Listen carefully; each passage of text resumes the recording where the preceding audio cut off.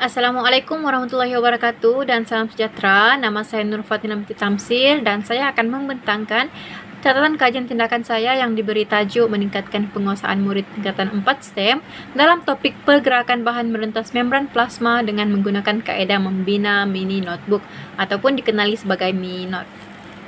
Dalam pemerhatian awal yang telah dijalankan pada tanggal 2 Ogos sehingga 4 Ogos 2021, saya telah memerhati simptom yang ditunjukkan oleh murid berdasarkan 4 aspek. Aspek yang pertama adalah aspek sikap.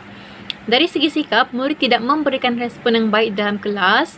Dan untuk aspek kemahiran, murid sukar menakul dan mentafsir soalan mudah yang diajukan oleh guru berdasarkan kepada tempo masa yang diperlukan untuk menjawab soalan daripada guru. Untuk aspek pengetahuan, murid tidak dapat menghuraikan proses dan maksud istilah dalam topik ini dengan baik. Dan dari segi nilai murni, murid kelihatan bosan dan tidak bersemangat untuk belajar topik ini. Berdasarkan penelitian awal yang telah dibuat, saya telah membuat refleksi untuk mengenal pasti masalah-masalah yang menyebabkan simptom itu berlaku. Garis masa refleksi awal dijalankan adalah sebanyak 3 hari bermula 4 Ogos sehingga 7 Ogos 2021. Untuk masalah yang telah dikenal pasti, masalah yang pertama adalah murid tidak membuat nota sendiri.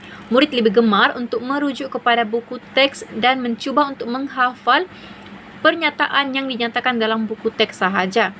Oleh itu, murid kurang faham dan gagal menjawab soalan yang diajukan oleh guru apabila tidak dapat mengingati dan menghafal pernyataan di dalam buku teks.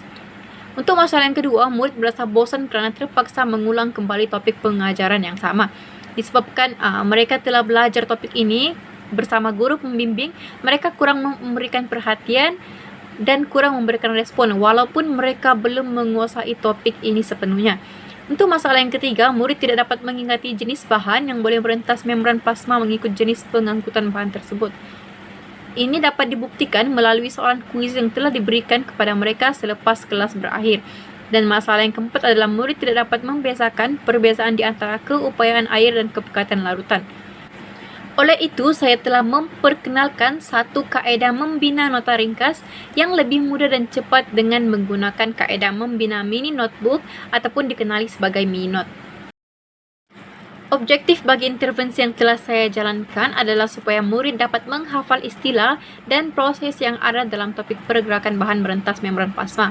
Selain itu, murid dapat memahami sambil menghafal menggunakan nota pocket yang ringkas dan mudah, sekaligus menggalakkan murid untuk membuat nota sendiri berbanding sekadar merujuk kepada buku teks. Dalam perancangan, saya telah membuat lakaran awal pada tanggal 4 hingga 5 Ogos dengan merangkas menarik istilah dan proses yang ada dalam topik ini. Pada tanggal 6 bulan Ogos, saya telah menentukan nama yang sesuai untuk intervensi yang telah saya bangunkan. Pada tanggal 8 sehingga 15 Ogos, saya telah mengaplikasikan kaedah ini kepada murid tingkatan 4 STEM. Dan pada tanggal 16 Ogos, saya telah membuat penilaian kepada murid tingkatan 4 STEM melalui ujian pasca. Dan pada tanggal 17 ataupun setelah berakhirnya penilaian, saya membuat penambahbaikan dengan menambah baik kaedah MiniNote yang telah digunakan dalam topik. Dalam pelaksanaan kajian ini, saya telah memulakan kajian dengan mengenal pasti masalah yang dihadapi oleh murid ketika mempelajari topik ini.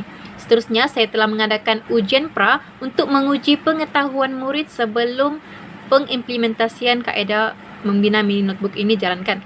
Seterusnya, saya telah mengimplementasikan kaedah MiniNote dan ujian pasca dilakukan selesai sahaja pengimplementasian kaedah MiniNote.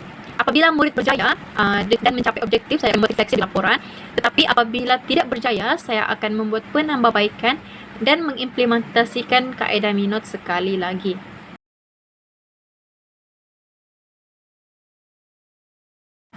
Setelah kajian dijalankan, saya telah membuat pemerhatian semula untuk melihat sejauh mana kaedah yang digunakan ini mempengaruhi aspek dalam pembelajaran pelajar. Dari aspek sikap, keseluruhan murid tidak menunjukkan perubahan respon yang ketara di dalam kelas. Namun begitu, hanya beberapa orang murid yang menunjukkan perubahan positif dan memberikan respon dengan lebih baik. Dari aspek kemahiran, murid mampu memahami kehendak soalan dengan lebih baik dan mampu menjawab soalan dalam tempoh masa yang lebih singkat. Seterusnya, dari aspek pengetahuan, murid dapat menghuraikan proses dan maksud istilah dalam topik ini. Dan dari aspek nilai murni, murid merasa bangga apabila melihat hasil kerja mereka dikongsikan di dalam kelas untuk tontonan rakan-rakan yang lain. Dengan itu, saya telah membuat refleksi semula untuk menilai sejauh mana kekuatan dan kelemahan bagi kaedah yang telah digunakan dalam topik ini.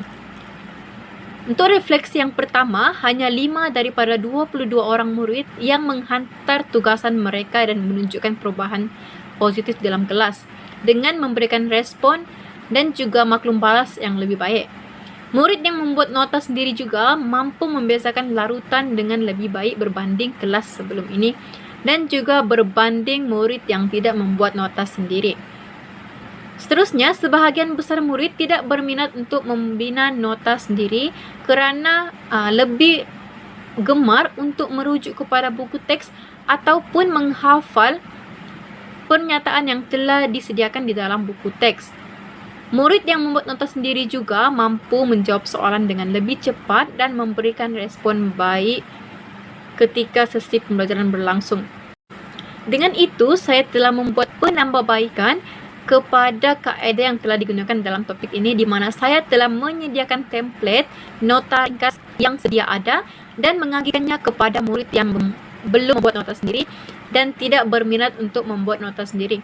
Ini dapat memudahkan mereka untuk mengisi tempat yang kosong dan mereka tidak perlu bersusah payah untuk memikirkan reka bentuk dan juga susunan dalam nota mereka. Sekian sahaja pembentangan catatan kajian tindakan daripada saya. Terima kasih.